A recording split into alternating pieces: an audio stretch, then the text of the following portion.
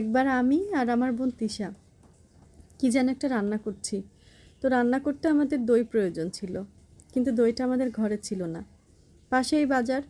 তো আমরা ভাবলাম যে যেভাবে যে পোশাকেই আছি, বাড়ির পোশাকে, সেভাবেই আমরা দইটা নিয়ে আসি। তো সেভাবে আমরা চলে গেলাম। তো দই নেওয়ার এক পর্যায়ে আঙ্কেল আমাদের বলছে যে তোমরা কি নয়া বস্তিতে থাকো?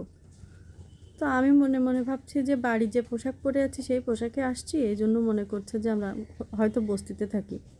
তো একবার আমি তিশার দিকে তাকাচ্ছি, একবার আমার দিকে তাকাচ্ছি। বলছি যে না, আমরা বস্তিতে থাকি না, আমরা ভালো জায়গায় থাকি। তারপরে আঙ্কেল ঘুরে টাকাটা খুচরা করে আবার আমাদের জিজ্ঞাসা করলো, তোমরা কি নয়া বস্তিতে থাকো? তা আমি বলছি কি, আমাদের দেখে কি মনে হচ্ছে যে আমরা নয়া বস্তিতে থাকি? আমরা ঘরে যে পোশাককে পরেছিলাম সেভাবেই চলে আসছি। তো তাই তাই বলে কি আমাদের মনে হচ্ছে যে আমরা বস্তিতে থাকি? আমরা ভালো জায়গায় থাকি। এটা বলে আমি চলে আসছি। আঙ্কেল না হা হয়ে গেছে। আর আমি তিশারে বলতে বলতে আসতেছি, এই ইন্ডিয়ান মানুষ মনে হয় সবসময় সেজে গুজে থাকে, আমার এত সাজুগুজু ভালো লাগে না। বলতে বলতে আমি ঘরে ঘরে এসে আমাদের রান্নাটা কমপ্লিট করলাম।